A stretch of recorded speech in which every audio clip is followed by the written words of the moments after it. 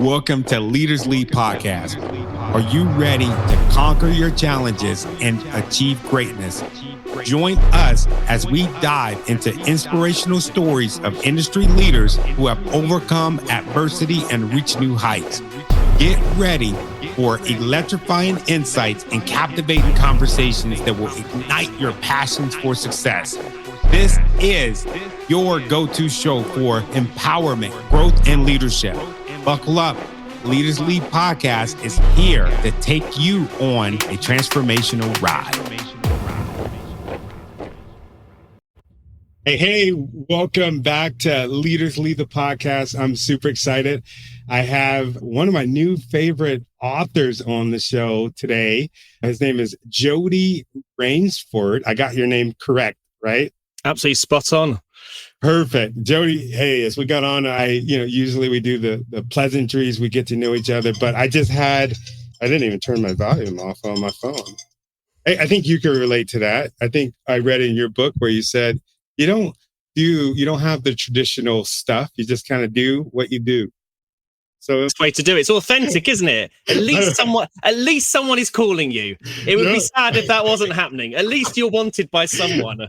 Yeah, man. I just wanted to tell you that book. I literally was just telling my wife how excited that I was to have you on the podcast, because that book, I started using it in some of my sales processes. I'll immediately tell you this: repelling people immediately from the start. Before, I didn't feel like a desperate salesperson as far as like to get people to get my services, but I always felt like there was like a gun to my head during the sales process. But one thing that I took from you and I incorporated it into the way that I do things was, I'm looking for a specific person. And if you fit that mode, that's amazing. And if you don't fit it, that's fine. That's fine too. And it's changed everything about my sales process, I would say, in the last couple months. So, man, I want to tell you, thank you for that. I feel like I owe you a percentage of some of the sales that I've gotten. Well, it's funny that you say that because the invoice is on the way. Do you know what? I absolutely just love the fact that you've taken something from that and you've actually implemented it and you've seen the results, because it takes a huge leap of faith to do a lot of the things that I suggest in the book, because we've all been programmed to act in a certain way, to do a certain thing, to follow the traditional sales process, or follow the traditional way of community building, or follow the traditional way of building a brand or doing marketing. And it's really hard to do something different. So like the kudos is to you for actually stepping out and putting that into action and doing it and seeing results from it. Thank you for saying that. And right away, one thing that I noticed about the book was you immediately put that button in there that said, hey, if you don't fit XYZ, then I want you to turn this off. Because I was listening to the audio book. I want you to turn this off, especially if you're listening and you want some of that motivational crap quote from Jay Shetty. Why did you do that? I know why, but I want to hear it from you. You don't expect it. Like you listen to audiobooks, and I've listened to a lot of audiobooks, and they're all kind of the same, aren't they? They ease you into it. There's a load of fluff at the start. They're saying, "Oh, you could do this. This is just one way to do it. It's work." It takes 10 minutes for you to actually, it takes longer than that. It takes 10 minutes for you to get into it. And if you listen to an audiobook and you're probably an hour into it, and you're like, "Am I buying into this? Am I not buying into this?" Yeah, it's a waste of your time. I think, like, very, very quickly, just establish whether this is right for you or not, right from the start.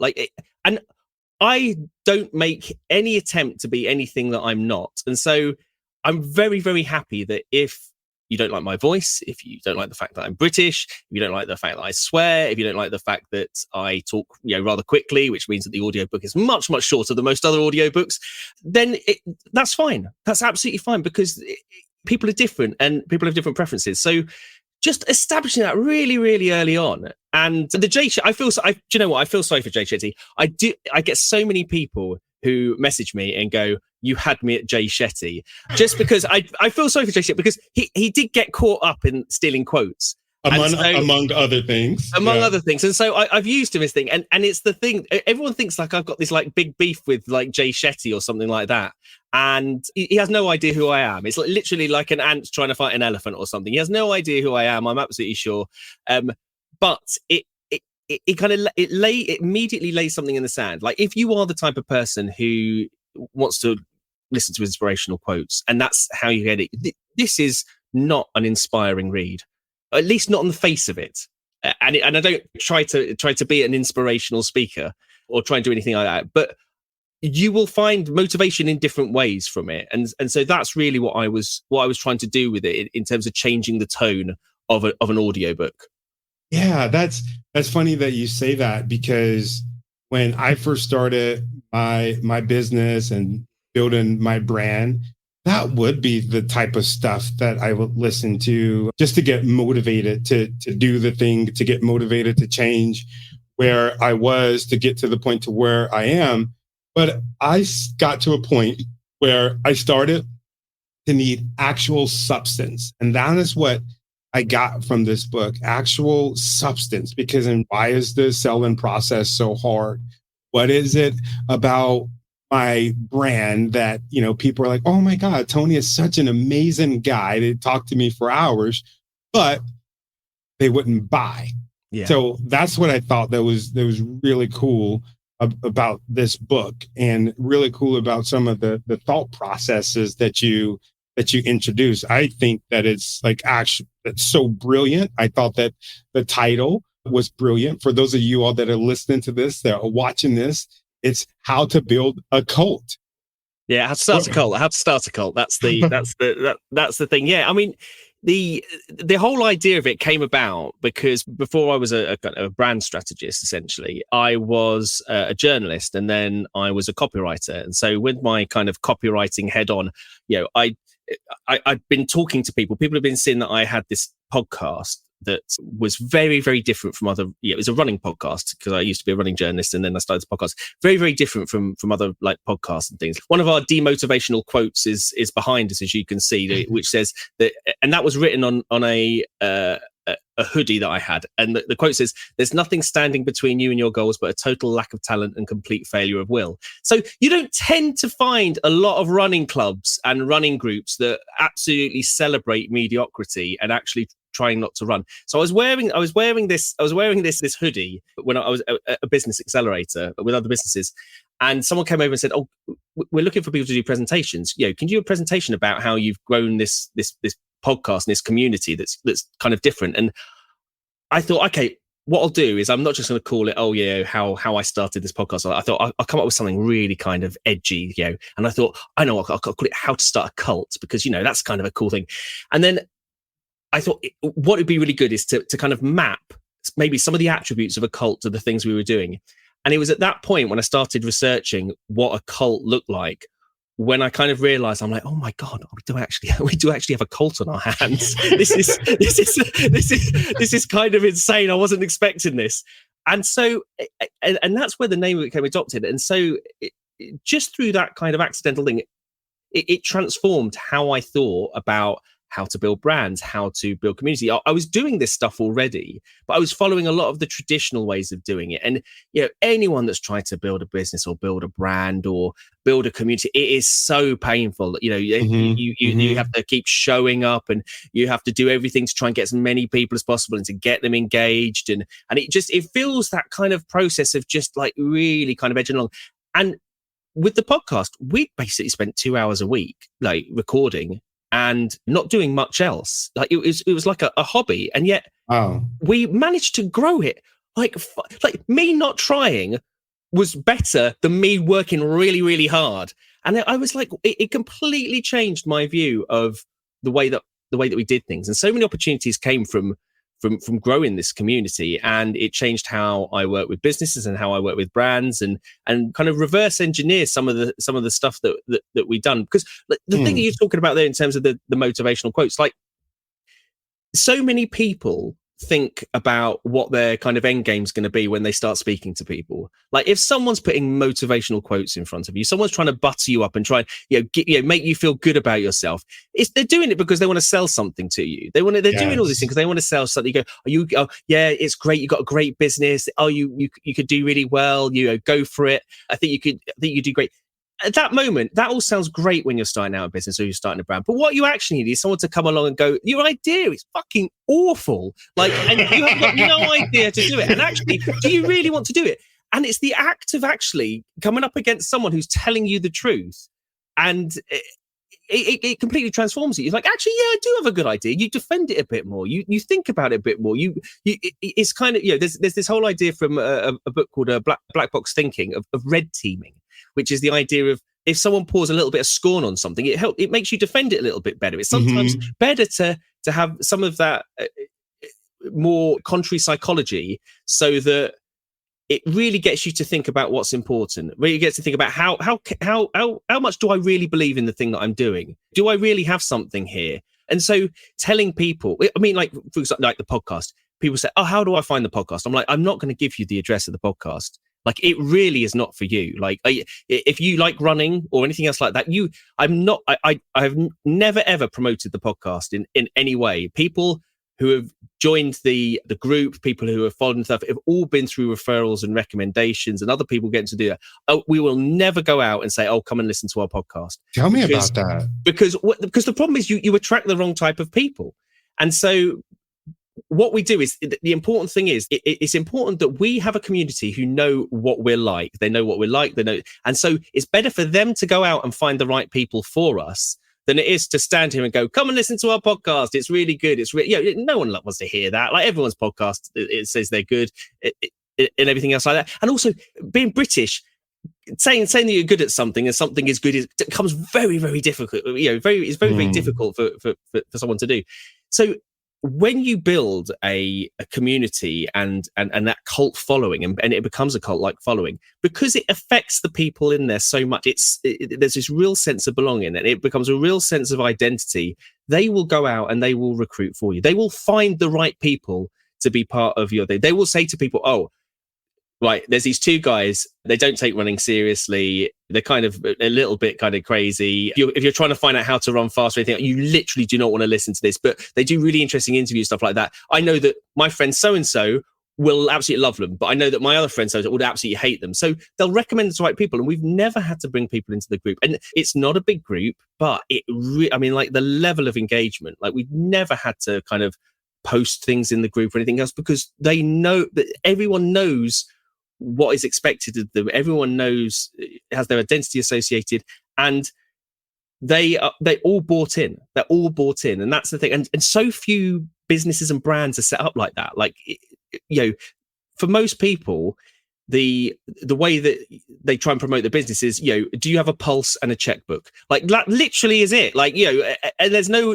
hoops to jump through. You've got to jump through all sorts of hoops to work with one of my businesses to join the community. Like putting obstacles in the way is unheard of, but sometimes people need some obstacles in order to really test whether they actually want the thing that you're offering. And I think that's really counterintuitive. And I think when you said that you added this element of repelling people to your sales process, again, it's a real leap of faith. But people don't expect it. People then, it gets them to think about what it is that they actually want. And you're building a business, like it's your thing. If you don't want people in there who don't really like you and are just there because whatever the benefit is going to be, you want to be surrounded by people you want to be surrounded by. You want to work with people you want to work with. You don't want to work with a-holes and douchebags and all kinds of people who will try and turn you into something you don't want to be. And so that's a really important thing. And that, again, that comes through actively repelling the wrong type of people and being really clear about who those people are. Yeah, it's interesting. I mean, my calendar is like fully booked. The last part of last month, fully booked, is fully booked for all of next month. And that came from an email in my LinkedIn newsletter saying I'm not accepting, and I wasn't trying to be cute. I was dead serious. I'm not accepting any more clients until next year. And I meant it. And now I'm just like, whoa, what the hell is happening here? Every time I look at my phone when me and my wife was on vacation for like 24 hours, just like that, it was like bing, bing, bing, bing, bing. I'm like, what the hell is happening? And I'm curious, okay, I'm gonna be selfish for me and also for the listener and the viewer. What are some mistakes that you were doing before you started doing what you do now? What are some of the traditional things that you were doing that we should stop doing? So one of the things, so I really kind of nailing your message. So one thing that I didn't do particularly well is I didn't challenge myself, and I didn't challenge clients in the way that maybe I should have done in terms of what it was that they were going to the market with, what they thought were a different differentiation, what they thought were the kind of things. And actually a lot of problems can be hidden by the fact that you have a good offer and you're generally getting it in front of the right people.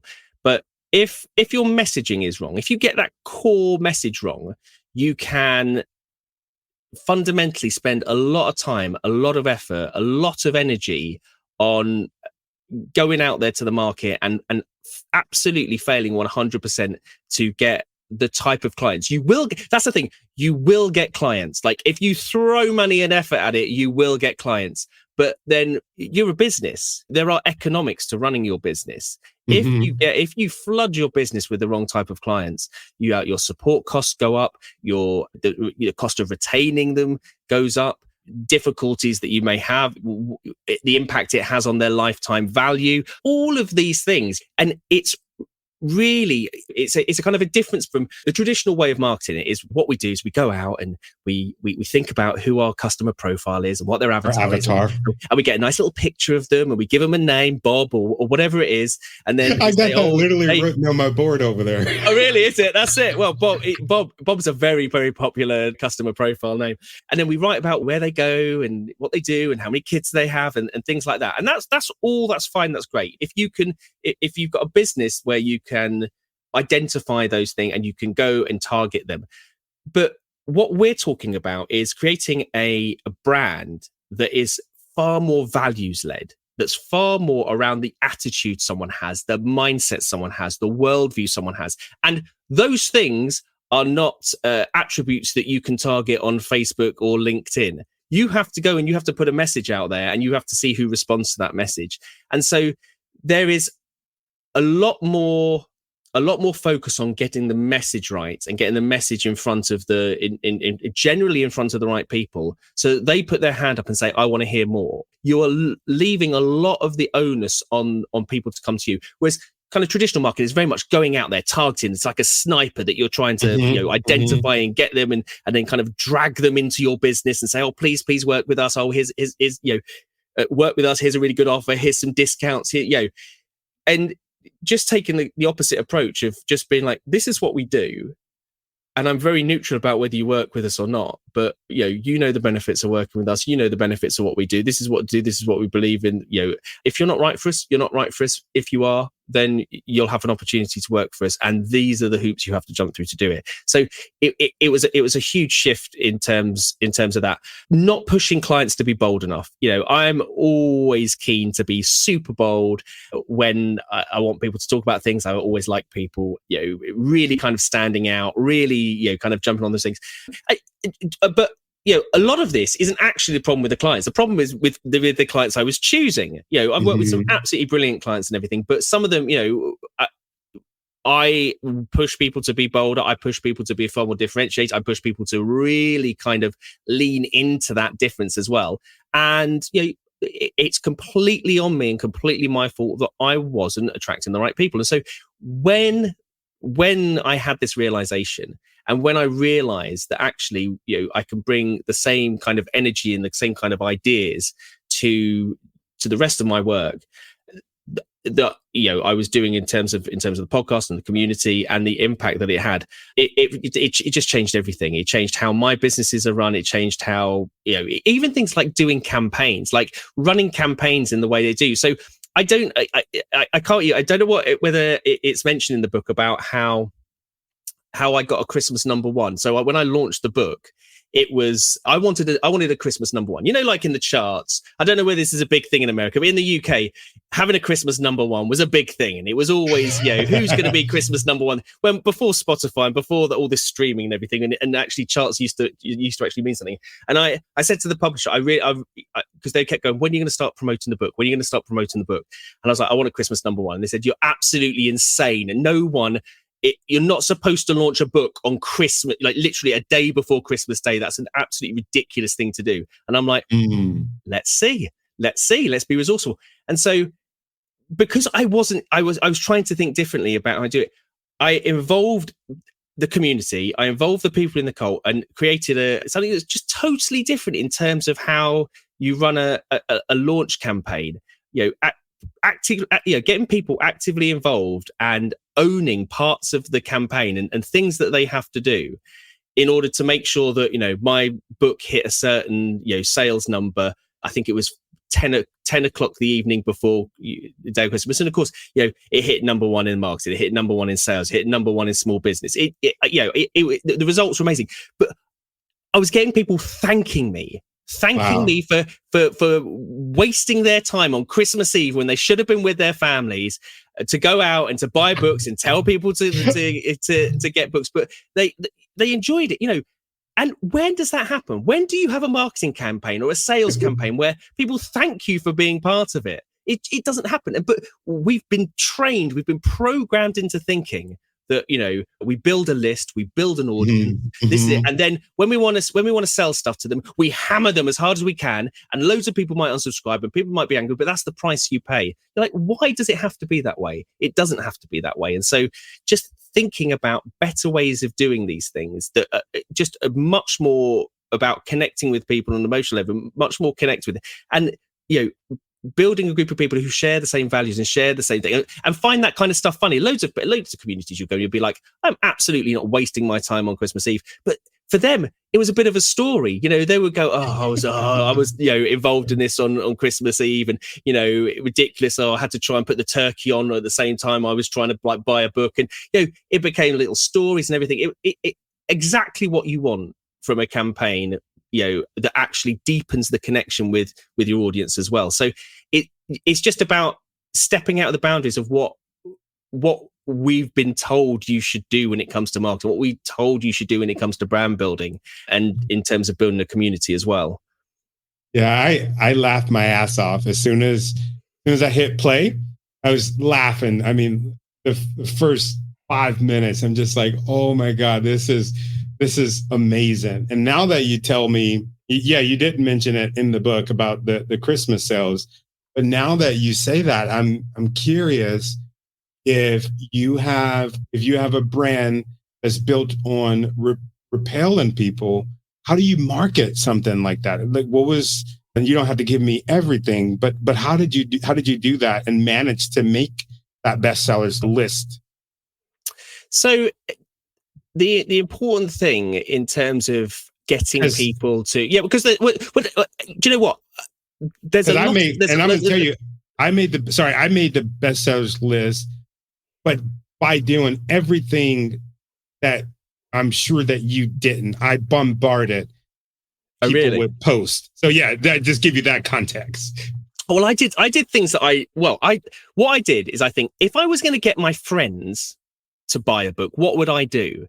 Like, how would I do this? Like, when you build a cult, essentially, you have a very, very different relationship with your audience. Like, it's not as transactional as it seems. Like, people genuinely want to be part of it. Like, we go to the National Running Show in the UK, and we've also been to the Boston Run Show, invited there, as presenters, paid as presenters. All of this come about through this because our tone is different from anything else.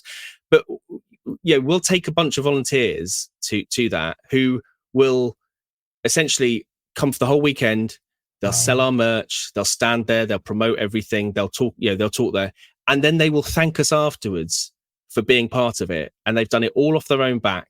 They've done it all just to be part of that community and that element of Bonga. And they'll have a brilliant time in the process. And massively thankful for all of that. But but people often wonder, how do people like Tesla, how do people like, all these kind of startups that are achieving these things, how do they get people to effectively, work longer hours? How do they get them to work for free? How do they manage to attract people, even though that they're paying them a fraction? How they push them to do things? It's because their sense of belonging. Like if you can develop a sense of belonging, anything is possible in terms of what you launch. Jeff Walker had this. I think it originally came. I want to cite him, but he used to say, there's a 2-step process to getting everything you want, and it's like 1, build an audience, 2, do the thing that you want. And I think the same thing applies to building a cult following. Like, I want to launch a book. I want to get my book to number 1. Okay, build a cult. Launch your book. I want to launch an event. Build a cult. Launch your event. I want to start a program. Build a cult. Launch a program. Like, really focusing on developing the relationships within that list, and within it's even talking about like a list is so like depersonalized, because there are people on that list, and I think that's the other thing that makes a difference. I think I had personal conversations almost with every single person involved with that campaign. I personally reached out to everyone who said that they were going to help with that, with the sales of that campaign, and got them into little cohorts, and those little cohorts all had different names, and then there's a little bit of competition between the different cohorts as to who would generate the most sales. And again, it's all off their own back. But I was personally messaging a lot of people. One of the things I talk about in the book is doing things that don't scale, like doing things that are really personalized, doing things that really connect you in a way to that. Talking about volunteers, the podcast itself is run on volunteers. We have volunteers editing it, we have volunteers promoting it, we have volunteers doing the merch. And Lorna, she I'd never told her to do this, but she did it off her own back.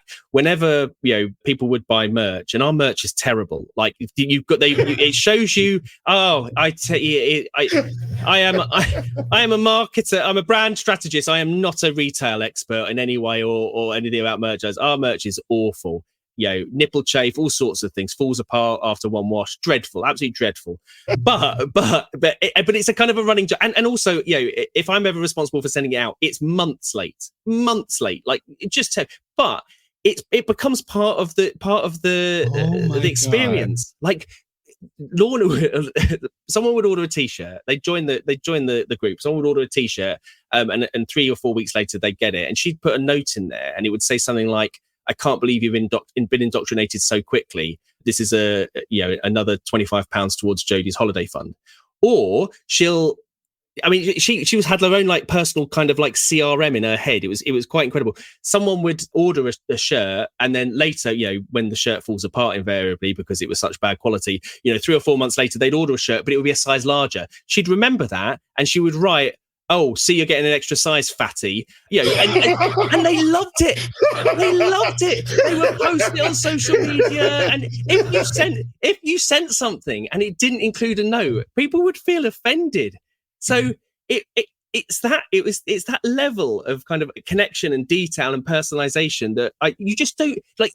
How do you compete against bigger brands? How do you compete against people everyone's trying to automate stuff? Everyone's trying to use AI and things like that. What have you got? What is your advantage? Your advantage is your personal relationships with people. Like people go, "Oh, I don't know if I've got enough people to grow a cult. I don't know if I've got it's a cult. Like it's supposed to start small. That's the point of it, isn't it? The whole thing is a mindset shift. The whole thing is a mindset shift around the way that you are supposed to grow a business or a brand. Wow. Yeah, it makes so much sense. I mean, it's like if you look at singers like Billie Eilish, Taylor Swift, Beyonce, if you say one negative thing about those people, like they're chasing you down, they're showing up at your house, they're sending your kids hate message, they're killing your dog, they're hunting you down because of the cult following.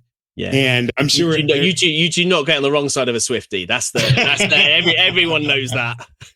Well, yeah, that's happening right now here in the States. Donald Trump, he posted some AI generated thing where Taylor Swift is endorsing him. And she came out and she said that I had nothing to do with that. It's AI generated, and they flamed him. I mean, it was like really, I guess, really hot on Twitter. I wouldn't know, but I just kind of saw the news from it. And I was just like, wow, that sounds like some Jody Raynsford work there. I'm curious, and I'm sure everybody else is curious, and they're like, Tony, ask them the question. So I need to know, how did you start your cult, and when did you realize, oh shit, I started a cult? So like I said, my background was as a journalist, and originally I was a film and TV journalist, and so I would say that it's about as far from running as you can do. I wasn't interested in that type of thing. It was very much a drinking culture, I would say, in that kind of thing. Going to like red carpets, interviewing stars, going to parties, things like that. Absolutely brilliant for a period of time. And I don't know what it is. Like, sometimes people have a midlife crisis. I seem to have some kind of midlife crisis in my 20s, where for some reason I woke up one day and I thought, you know what, I want to run London Marathon. And I don't know what it was. I don't know what it was. I was a smoker. I was a drinker. Like classic journalist. But I thought, I really fancy doing that. So I went and ran London Marathon, and then I went back the year after, and then it was a really hot year, and I said, do you know what, I'm never going to do that again, because that was really, really stupid. And for some reason, I don't know what it was, I read a book. It's amazing how certain books like change your life. And I read this book, and it was called Survival of the Fittest. And in this book, it was talking about a race that went across the Sahara called the Marathon des Sables, 150 miles over 6 days. And I don't know what it was about that, but I thought, do you know what? I was a bit hot in London. I bet you I could handle 150 miles in Sahara. And I just thought, it was like one of those things where I'm like, I don't really know. And at the time you had to wait 3 years. It was a 3-year waiting list, and you had to wait 3 years, and on a Wednesday, you'd have to press a button until you got your place or whatever, when the entries opened. And so for 3 years, I prepared for this race. I got into ultra marathon running, and as a result, I started working for a magazine called Men's Running Magazine. And Men's Running Magazine was one that was very different from, say, Runner's World or any other ones, because it was funny. And it needed funny people. And fortunately, I am hilarious. No, fortunately, I was able to kind of do those kind of funny pieces and make it much more amusing. So it was very, very differentiated, it fit perfectly for what we were doing. So I ran the Marathon des Sables, and I switched careers as a result of that. And I then started, running ultra marathons, 100-milers, multi-day races. I went to Sierra Leone, and lots of different races in different places. And I met someone in one of these places who I thought, this guy's an absolute idiot. I've never met someone who's as much an idiot. Kept in touch with him, and as I kind of transitioned out of journalism and into like direct response copywriting and sales copywriting, I met up with him, and I kept having chats. And I thought, one day, like we keep having these chats about running and stuff, like in the pub. I thought, why don't we like record some of these? Like, this is, no one ever talks about this. All the podcasts about running are very, very serious, and so we just literally decided to jump on a, I think we recorded it on Skype then. We jump on a Skype call. I was in my lounge, he was in some office somewhere, and we just started talking, and we said, let's do it once a week, put it out, see who listens to it. But let's just keep it completely real. Like, we're not gonna prep for it. We're not gonna do anything. It's just us talking absolute rubbish. We didn't have any people to interview or anything else like that. We said, oh, we'll do it. And for some reason, and it was because that Men's Running and the magazine was a little bit edgy, and I thought I liked that kind of humor with it, and kind of that self-deprecating thing about it doesn't matter whether you're a good runner or a bad runner and stuff. All that matters is you run and enjoy it and things like that. And at the time, I just think it hit a nerve with a lot of people, that there were lots of kind of running groups where it was all about time and it was all about being fast and things like that. And then we come along and we're like, we're terrible runners and we don't even like running that much. And, we'll reward you for, not turning up to a race more than, like people within our community, people who do well get threatened with being banned. And doing push-ups at the end. Yeah, exactly. Oh, exactly. Well, that's the push-up at the end. But and that's really how it came about. It's funny because looking back, obviously, David is a salesperson and a marketer. I'm a marketer and brand strategist. And so we were obviously thinking in those ways, and it felt as though, it was kind of organic, but a lot of those things go in my head. I always had the idea that, we need to have some merch. We need to, have people out there running with it, because that would be funny.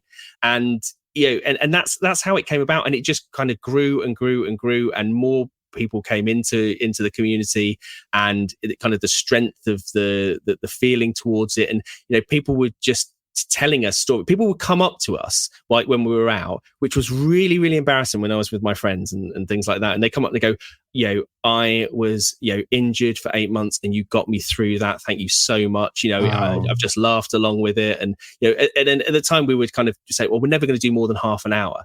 We're never going to do more than half an hour. And some of our episodes were like, became 3 hours long, all these kind of things. But it was very, very focused on us just being ourselves without trying to do anything, and very authentic. I tried editing all my ums and ahs out of one of the episodes once, because I was thinking, I just sound like an absolute idiot. And people complained, said it just doesn't sound natural. We expect you to have all your ums and ahs, and for it to sound, the sound quality to be terrible, and David to forget everyone's name in everything that go, during an interview and things like that. And then there would be funny moments. Our commitment to not preparing before an interview meant that sometimes someone would turn up. We'd book someone, and they would turn up, and because we were getting better and better people as it was going on, and I wouldn't 100% know who they were. And so we'd be talking like we had a call with Chrissy Wellington, and it was only about 60 seconds before the interview did I realize that she was a former Ironman world champion, and she was a really big guest, and we were really lucky to get her. And it was like, oh my god, I didn't know what to do. And you can tell like my realization as that's happening, and that's what makes it fun, and that's what people listen for. And it's a real example of not having to create a mask of something that you expect other people to want, like really showing up as yourself and really showing up as authentic. There's no gap between that you have to inhabit between those two things, between your real self and the self that shows up, and it makes it so much easier. And I would 100% say that because we built this around the fact that we, around a constraint that we only had a couple of hours a week because we've got jobs, we've got other things as well. It meant that we did like kind of bare minimum, but that bare minimum allowed us to, we've been doing it now nearly 10 years. We're almost on episode 600. And we always used to joke about, never making it to episode 150, but, and that was it. And it was kind of crazy. But again, it's all looking back that you realize all of those things are connected, all of those dots are joined up. And part of the thing that works is that because we don't kind of pander to the idea that, anyone that joins, we need to explain everything. You really do have to go back to episode 1 and start listening from episode 1 in order to understand some of the things that we're talking about, because we're making in jokes. And so there are people now who are literally going back to episode 1 and listening the whole way through. It's insane. It really tapped into something. Wow. So when was kind of like the, oh shit, we started a cult moment? So after I kind of had the idea of doing this presentation for people where, I saw all the attributes of a cult, I kind of mentioned it to David. And this was about, I would say, 3 or 4 years into it. And it's really funny because at the same time, other people were kind of coming to this realization within the group itself. And so when they went out and they explained to people, they would say, oh, it's definitely not a cult. That would be the thing, is hashtag not a cult. And they say that all the time, like all the time. And the more and more, and it's like the two things connected at the same time, like the realization from the people within the community and the realization from us kind of hit at the same time. I would say it was about 4 years before it really kind of hit. A lot of it really accelerated, I think, over lockdown, when we in the UK there was nationwide lockdowns. You couldn't go out and things like that, and so having that real sense of an online community is really important. And we were doing meetups, and meetups were really important with different people. But the thing that I think that it's like someone's going, oh, it's it's just like running. It's a running community. It's kind of nothing special. But the interesting thing was that it attracted a certain people of a certain age. It attracts people, male and female, despite the stupid name we gave it, which we why we thought adding the word boy in it would be a clever idea. But and of course, what an idiot. But what one of the kind of reasons that it has been so strong is that, like, we go out and people would talk to us and say, like, I'm this guy would be 45, and he goes, like, my wife would be wondering, like, who are all these new friends you're making? Like, and it's a really sad state of affairs. It's like almost like you hit your 40s, and as a man or as an adult, you're not expected to make new friends. It's like your friendship group's all already set, and so it shows you just how important, like, building this real sense of belonging, whether it's a running community, whether it's around a church community, whether it's around a local group, kind of a national group or an international, just having a bunch of people who are aligned in terms of their outlook, their worldview, their values. It plays a massive part in people's lives. And when you play that bigger part in someone's life, when they have associated with identity, you're never going to be disrupted. Your competition cannot get near you. If someone is so closely associated with your community and being part of that, and their belonging is attached to it, like you're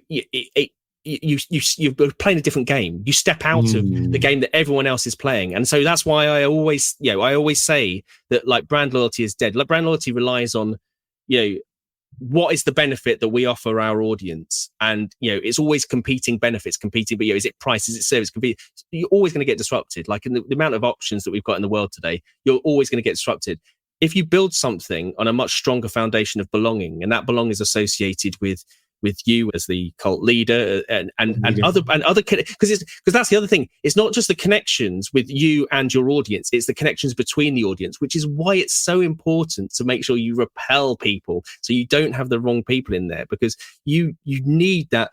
There's a reason that the word cult and culture so similar, because you wouldn't do it with a business. If you were running a business, you'd want everyone on the same page. You need to have the strength of that culture. So it's the same thing in a cult. You need to have that element of culture that connects people in a way that's completely different, and just stops you from being disrupted from your competition. Your competition will never peel someone away if they associate with identity. If they're wearing a t-shirt, if someone has a tattoo of your logo on their leg, because they are so ingrained with it as well. Like, you just can't compete with that. Wow. I know people are listening to this and they're thinking, oh man, qualities of a cult leader. What does that mean? What does that entail? What are the qualities of a cult leader? What would I have to do, me, Tony Taylor? What qualities would I need to be the leader of cult? So there's a few very important things that I found out since writing the book. So in the book, I talk about the steps you need to go through in order to build a cult. So he's got the 7 cult commandments. So let me just kind of run through those. So we've got polarizing message. That is the kind of the biggest foundation. Identifying some enemies, being different and celebrating it, and really wearing it on your sleeve as well. Broadcasting on a regular basis, showing up consistently for your audience.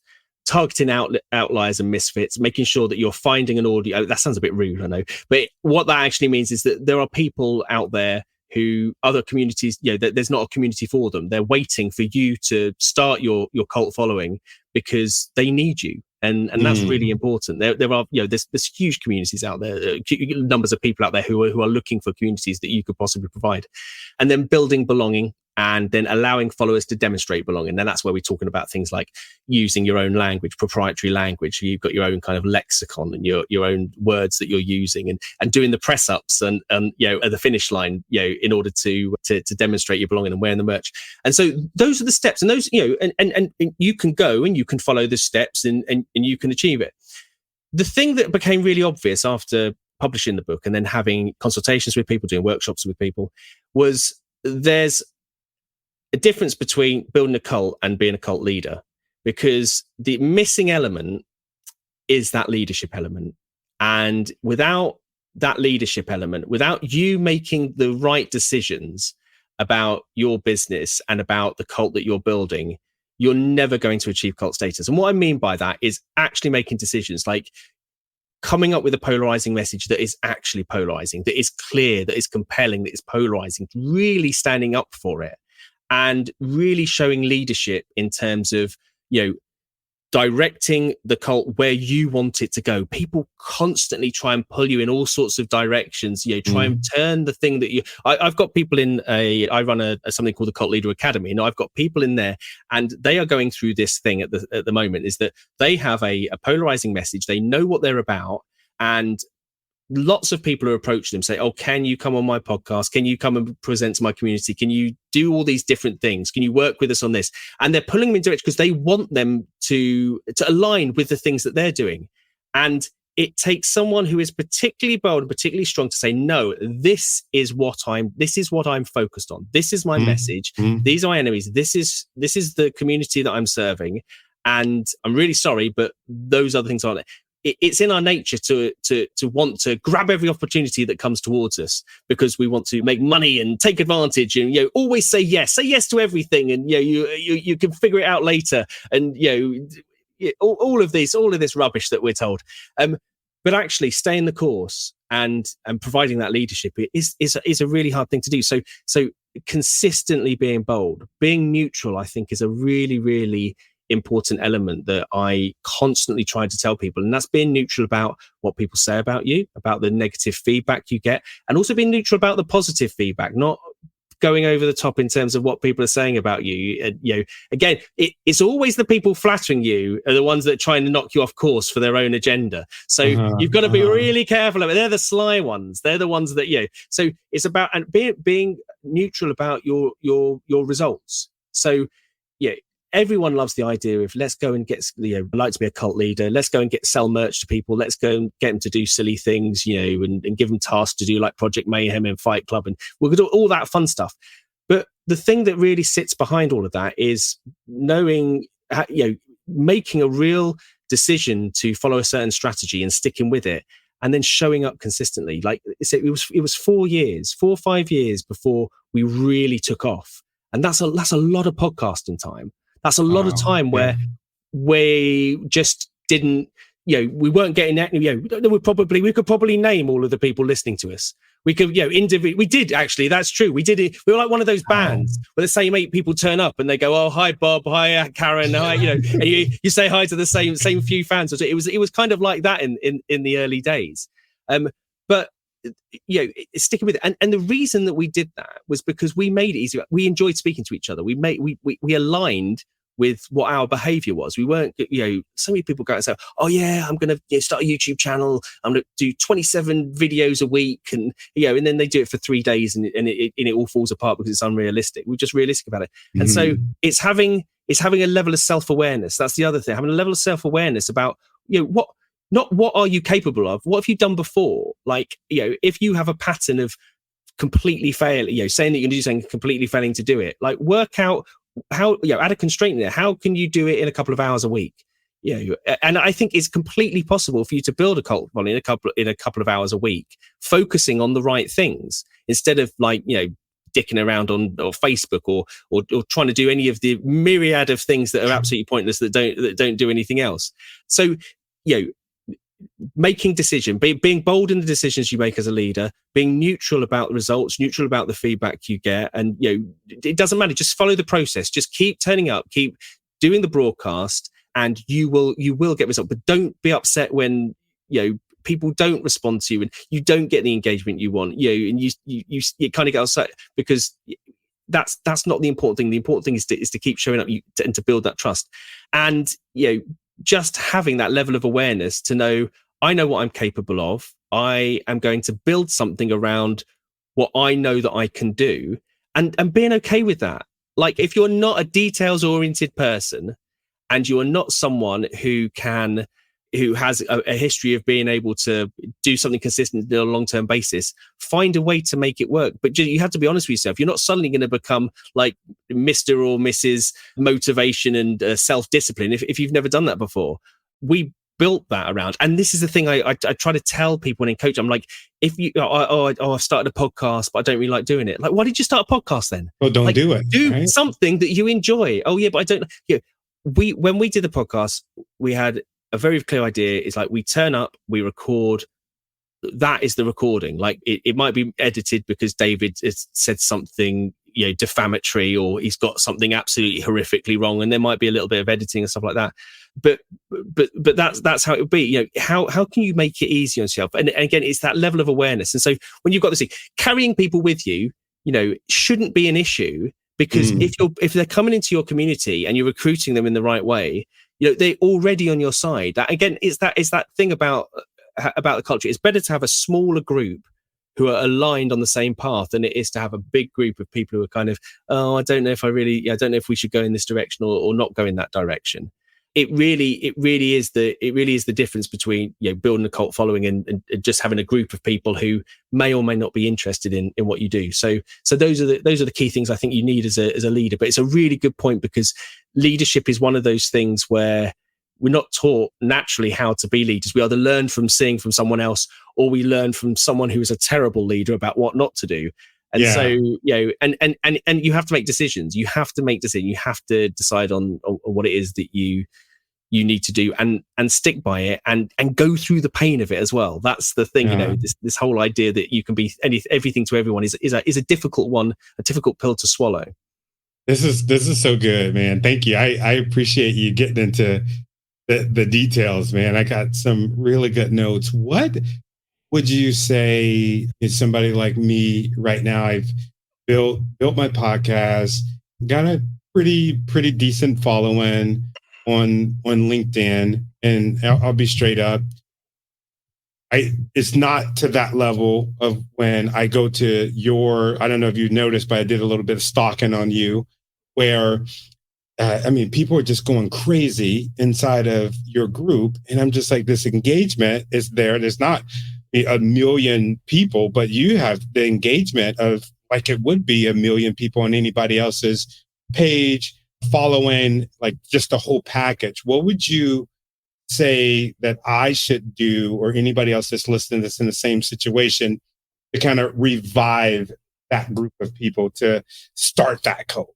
Okay, that's a brilliant question, and that's one that I get asked all the time, because you're going to, and it's perfectly normal. You've created something, you've built a community around it, and but it probably hasn't been engaged in the same way. Now, what makes people engage? People engage for a couple of reasons, and people will contribute things. Firstly, if they know what to engage about. Like if you set parameters around, these are the things that we talk about. And so this is where I think having really clearly defined enemies is a really good idea, because it's the thing, it's a lightning rod. And when I talk about enemies, people just go, oh, we don't have enemies. We don't like that kind of thing. And like, everyone has enemies. Come on. Like if you're lying to me if you say that, but enemies don't have to necessarily be a negative. It can be a funny thing. And so having a selection of enemies that are kind of serious enemies, or light-hearted enemies, things that are annoyances. There is the creativity I have seen from people around this is just wonderful. The things that people talk about. And the great thing about having these enemies is that they're not there to polarize people and to kind of everyone throw rocks at this thing. Well, they're there to build empathy with people. They're there to show, like, I understand what you're going through. Like I want to put my arm around your shoulder and go, God, I'm going to help you through this as well. Like I know what you're going through. It's an empathy thing rather than, let's gang up and throw rocks at something. And so that was one of the things I would say that was a big difference in our community, was that because we talked about the different enemies, people knew before we even started the community that we weren't against cyclists. Cyclists are cheats, so that's what we would say. But we were also against triathletes, who are even bigger cheats. We'd be against, but yeah, and those were quite fun. We'd have triathletes and stuff in there, and we would try and convert them away from triathlon, and so that they become ultra runners or do a proper sport. Yeah, our big enemy was people that kind of gatekeep running, like people that took running too seriously, people that were obsessed with their time, people who there's I don't know whether you have parkrun in the US, but it's a kind of a weekly 5K time run. But there were some people took that really, really seriously, and so we we take the mick out of them, we joke about them, we get banned by them from various things as well, which just made it worse because there's nothing you just don't ban like a group of people who are highly motivated to cause chaos. And so because they had these parameters, they knew what to talk about. When they got into the group, they could talk about those things. They're like, I know that if I post something about cyclists, if I post something about parkrun, if I post something about all these, or about someone smoking while they're running, or 20,000 people cheating in a race and all getting banned, or all of these things, all these funny things, they know what to do. And so you've given them permission to engage. And so the reason that people don't engage in groups is that they just don't know what to do. And that's one thing. The other thing is psychological safety. Like, people don't want to put themselves on the line. They don't want to post something and then being shown to do that. And I think that this is something that is not thought about. We just think, oh, it's a Facebook group. People, go in there and they interact and everything. There's a lot of people in every group that lurks, that doesn't contribute. They'll hang around. They maybe do 1 or 2 contributions a year. They might comment, but they will always be watching. They'll contribute to the engagement because they'll be viewing things. They may be having conversations offline about it as well. But building that psychological safety, and how you do that is, and this kind of goes back to, how do I reinvigorate a group? How you do that is you indoctrinate. And indoctrination is the process by which you are bringing them in. When they come into the community, you are really kind of showering them with, you're it's again another way of repelling the wrong people. You're making it very clear that this is what the group's about. This is the tone of the group. This is what's expected of people, and these are the things that we believe. These are the things that are important. We understand, it's a good time to talk about enemies. We understand that these kind of things are an issue. And in that process, you weed out a lot of people who are the wrong people. You weed. There's a lot of people who are just, there are some people who kind of join our groups, and this is the same with the cult group and any other groups thing. They go through that indoctrination and they're, literally after 2 emails unsubscribe. Perfect. People go, oh no, I need to change my process. I need to do this thing. Oh no.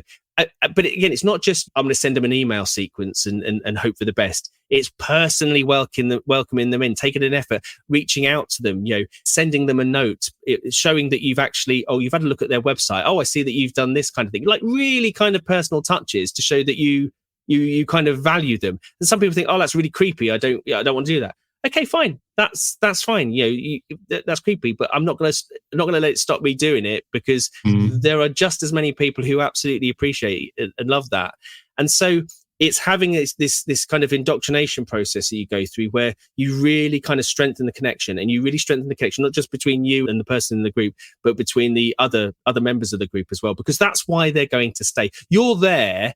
You've brought them there. They're going to listen to you. They're going to listen to the things that you talk about. You're the kind of the celeb who is going to show up once a week or however often it is that you broadcast, and you're going to do things.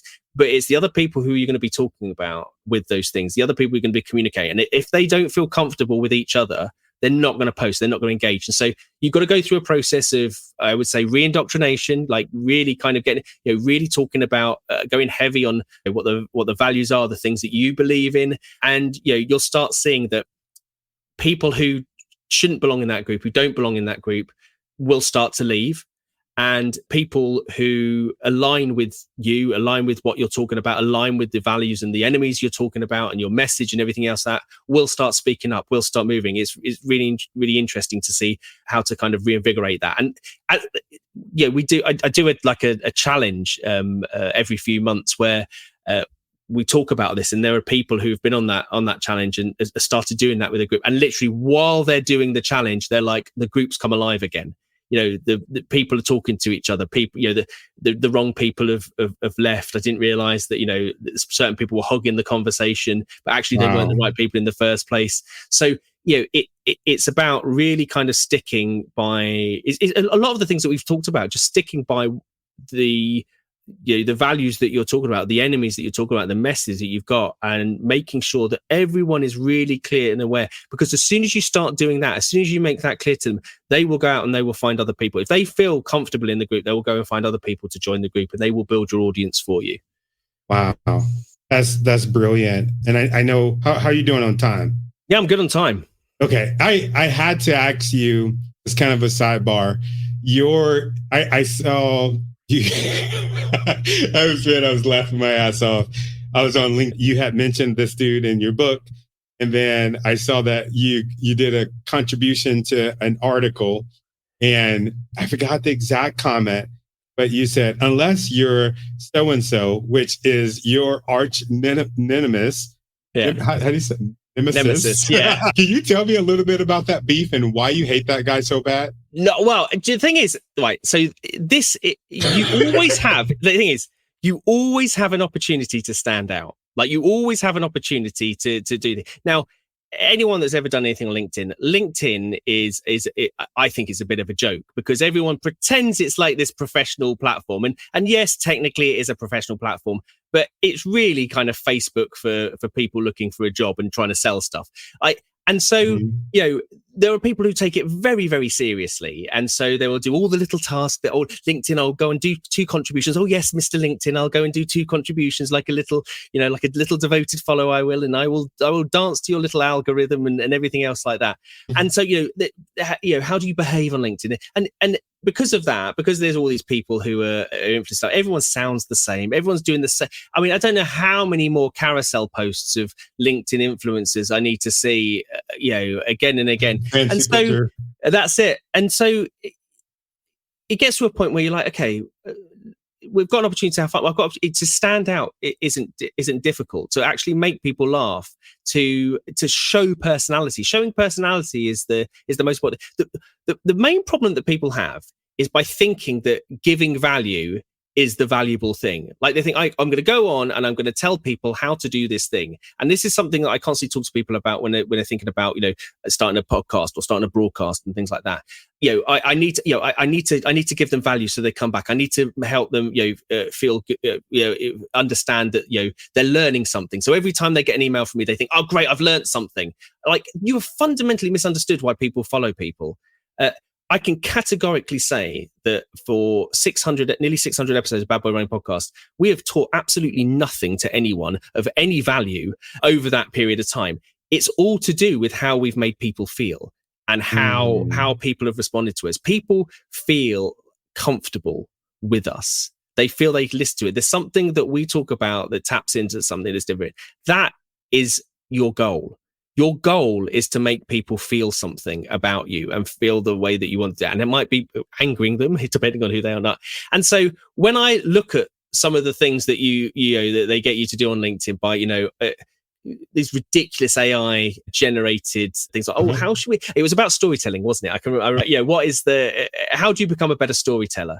And so, you know, and I use it as an opportunity to, you know, to polarize. So I was like, okay, here are my 2 steps to becoming a better storyteller. 1, read fiction. Don't be one of those douchebags that thinks, you know, reading nonfiction isn't real. And then I think was step 2, don't go anywhere near Dan Brown. Because he's terrible. He's a terrible author. He is a terrible author. And I know that's all. There was a period of time where if you offended Dan Brown, that was equivalent of like taking on Swifties or something, because there were so many people who loved it. I think Dan Brown is I think Da Vinci Code is officially the most donated to charity shop book of all time, I think. He's awful. He's like, yeah. The thing is, it's really funny. Like, when you are specific about the things that you like and you don't like, other people, you know, it connects with people, because there's other people who feel like that.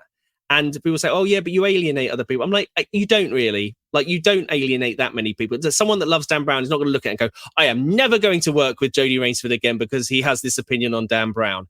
It doesn't work that way. People will work with you and listen to you for a myriad of reasons. But it's just so many people are afraid to kind of stand out and talk about those things and make jokes about those things, and, you know, for fear of offending or upsetting. And I'm not saying that you have to kind of walk around like a kind of an aggressive Larry David, offending everyone and doing everything else. There's enough of that already, but you can bring personality, you can bring authenticity. Like, I absolutely, if there's an option of saying something serious and making a joke that might not even be that funny, I will always go for the joke that's not that funny, even if the only person that laughs at it is me. I'm so glad that you laughed at that and you saw that as well. So at least I know there are 2 people that found that funny. So, but that's it. It's just about it's about not worrying about that. It's about not worrying, showing up as you are. Like, if you were with me, I absolutely guarantee that you have read the book, you've spoken to me now, and imagine that if we met up one-to-one and we went for dinner or something like that, you would see absolutely no difference between who I am in any of those situations. Like, I literally am who I am, and I can't really do anything else about that. And that is actually very rare. Like, that is actually very rare, because so many people think, I have to put my LinkedIn persona on. I have to give the impression I've got all my shit together and I'm a really powerful thing. And then you go on their TikTok and they're literally, lying on the road, covered in vomit, trying to get up. And that's the thing. After a night of drinking, like, it's that disconnect, I think, that people become thinking. So being authentic and being bold enough and happy enough to do that will differentiate you, because again, especially with things like AI is just going to make everything much more vanilla. As people kind of give up the idea of actually writing original content, you have an opportunity to really, really stand out.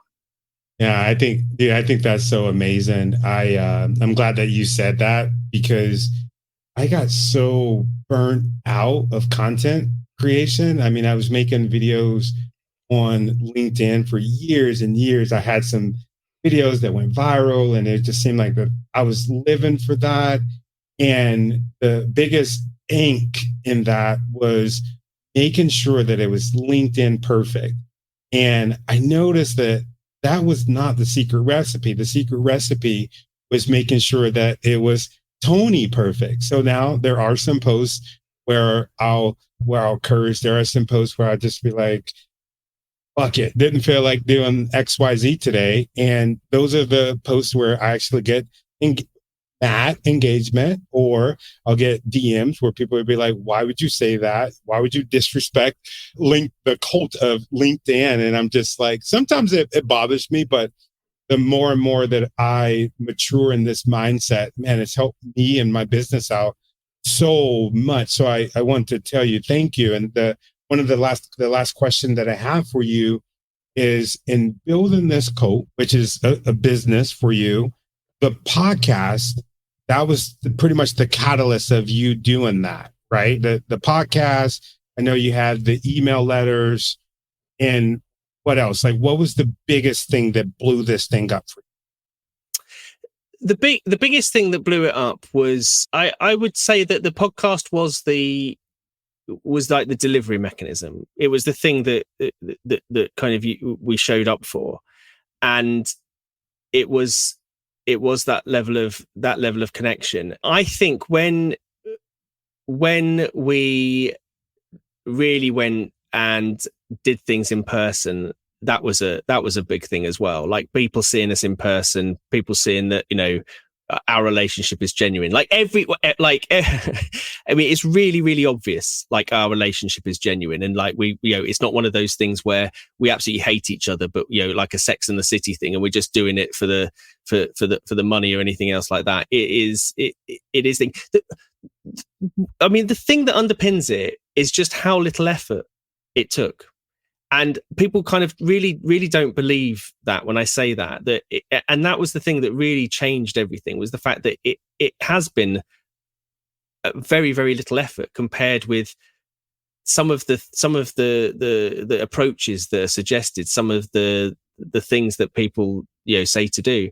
The great thing about it is that, because we've got a really good community, they come up with really good ideas as well. They're funny. They come up. We did a bunch of races that we kind of didn't officially put on, but what we did something called the Brewdog Marathon. So Brewdog's a American style IPA beer in the UK. I don't know I think there is a bit of it in America, but we did a Brewdog Marathon where we ran between, a bunch of us ran between all the different Brewdog pubs in London. And the great thing about that was that Brewdog, it was kind of a punk style brewery type thing, and so every time we went to a different place, they would cheer us on. We'd go on their socials, that kind of thing as well. And then we do kind of really stupid races. We do things like the Greenwich Mean Time Marathon. It was the 0.0 race where you ran across the timeline, the Greenwich Mean Time, where time is measured from. As soon as you started, you finished the race. So we had a bunch of people who literally turned up for this, and we start the race, and then finish it, and there would be a winner. There was a winner. So whoever crossed the line in that millisecond before everyone else, and it was just the amount of effort going into doing really silly things and stuff like that. It just really captures people's imagination, and what really kind of takes off is where we hear about people meeting up outside of us. We're there, we do the podcast, it's the catalyst for things, and it's the same thing for like the community I've built around the how to start a cult and the business and my other kind of brands as well, is that when you have people who are within those communities and they're going and they're doing things, and the only reason they're doing things is because you've facilitated it, you've helped make those connections, you've given them you've brought them together, you've given them a context in which you've kind of matched make for people. It's kind of like you're kind of a cult Tinder where you've got people that all got the same values and things all together, and they're doing something that lifts them up and betters their lives. And I think that's the whole thing behind this, is that manipulative cults, they very much are all about dogma and about sticking to the view of the leader and the view of trying to push people down things. And to some extent, so a lot of corporations, so a lot of businesses, they like to have like their dogma. This is how you do things. This is it, and they'll get you in whatever way they can and try and force you down those routes, with the marketing approach or whatever else.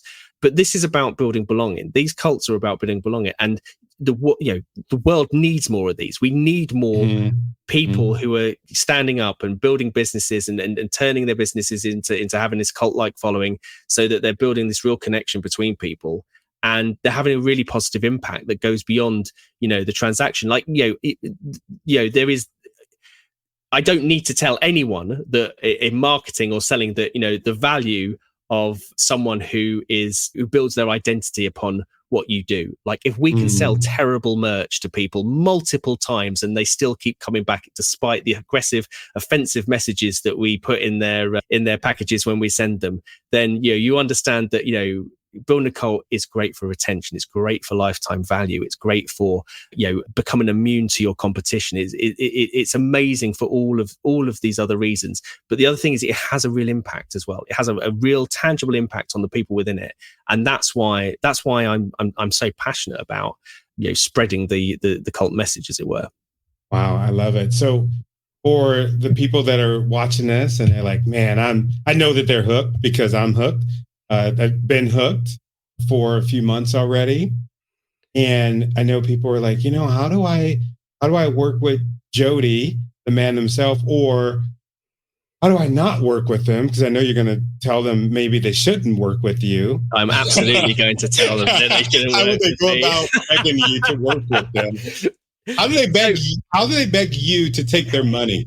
Well, it's really interesting, because I had a conversation the other day with someone, and they were super excited to work with me, and they really, they were like, oh yeah, I can't wait. I like to take action, all of these different things as well. And I said, no, you've got to read the book first. You've got to read the book.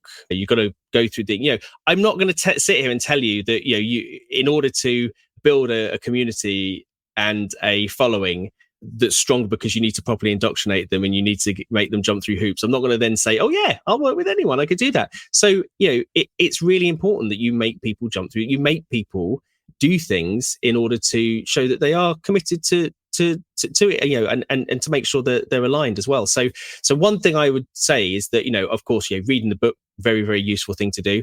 But something else that you can do is, I have a 7-step mini course, as it were, which kind of very loosely walks through the steps and everything, and you will get a very, very good flavor, an idea of whether I am your cup of tea or not by going through that. And so you can, that's absolutely free. Your listeners and viewers can go and sign up for that, and that is at www.cultbrandmethod.com. And that should give you it covers all the things that we've talked about. It gives you the kind of the framework from which to get started. And for some people, just reading that and and learning that and having that mindset shift, as you've done, is giving you results. And so sometimes that's all you need. You just need a different framework, and you can kind of run with it. Some people might need a bit more help in terms of the message, and a bit more help in terms of really kind of underpinning that leadership and getting clear on that. And there's several different ways to do that. But I would start with either reading the book or going through the free course. Awesome. And I definitely would recommend to you all that are listening and viewing this to get the audiobook, and also get the paperback, so that you could do it at the same time. Well, it's clearly worked, because I think I do keep berating the audiobook listeners to buy the paperback and stop being so cheap, don't I? Yeah, multiple times. It's very funny, because the producer was, when he was doing it, was going, I don't think I've ever had anyone being so rude about audiobook listeners while recording an audiobook. And I'm like, I think you called them cheap asses. Yeah, absolutely. Yeah. Oh man, dude, this has been so good, man. I really appreciate it. I'm telling you, today is one of those days where coming to work is such a joy, because like I said, I've been fawning over that book for multiple months now, man. And just the fact that you said yes and you showed up means everything to me. So I really, really, really appreciate it. And if there's something that I can do to support you and your crew, please feel free to reach out to me, man. That's amazing. I want to say thank you very much for the invitation. This has been absolutely fantastic. The energy with which you when we connected was incredible as well. And I thought, this is a future cult leader if ever I've seen one. This guy, he knows how to make people feel special. He has that little kind of spark. But the fact that you've taken it and you have used it to positive effect is incredible. I absolutely love to hear that. And so, I've loved talking about this, and I've loved talking about this with you as well, with your, great questions, and I do appreciate so much for having the opportunity. Awesome. Thank you. Don't go anywhere yet. I'm going to hit the end button. So for those of you that have showed up, that have listened to this, you got exactly what I was hoping that you would get. A really good framework, something that is different from any other marketing book, any other book that you and I have ever read, any book that I've ever discussed on this podcast. And I'm looking forward to implementing these strategies, just like I do with all of the cool stuff that I fall in love with. I make a decision after the podcast where I'm just like, you know what? I'm going to incorporate that into my business. So I'm telling y'all right now, you're going to start seeing some different stuff with Leaders Lead the Podcast and Speak University. And those of you that are listening to all the different countries, listening in all the different countries that you're at, I want to know what your thoughts. Let me know what you think about this episode. Let me know what you think about the direction that we're going. And I know Jody will get a kick out of this. If you don't like the direction that we're going, go ahead and unfollow me. I'll see y'all later. Thank you for allowing me to travel with you on your journey. I want to say thank you for the things that you're doing, the things that you've done, and the things that you're going to do, because I know that you're going to do something truly amazing. Remember, I'm here to stand by you as you chase your dreams, lead with greatness, and continue to make a difference. Don't forget to subscribe to the podcast so that you can be notified every time we drop a new episode. I'll see you next time on Leaders Lead the Podcast. Peace.